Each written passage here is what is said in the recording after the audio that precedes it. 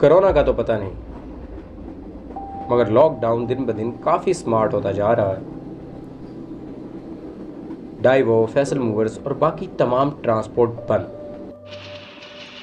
और अगर करना है सफ़र तो बिजली की रफ्तार से चलने वाली पाकिस्तानी ट्रेन आपके पेशे खिदमत है।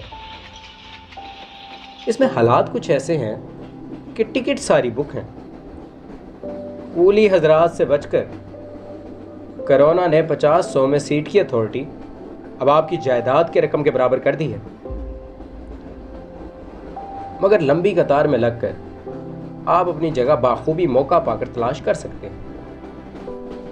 आराम इतना कि नींद का क्या, ये तो मौत के बिस्तर पर भी आ जाती है। और अगर खुशकिस्मत हैं तो स्पेशल खुशबूदार जगह मुयस्सर है। बस हर इंसान के गुजर पर आप कदम मुबारक से मुफीद होंगे। हर स्टॉप पर तफरीह की सहूलत भी मुयस्सर है।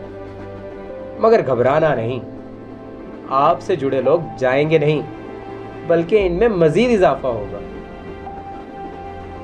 न जाने किसको कौन सी मजबूरी है, मगर लॉकडाउन ने सबको अपने सामान के साथ वाबस्ता कर रखा है कि कहीं ये एहसास भी ना ले उड़े।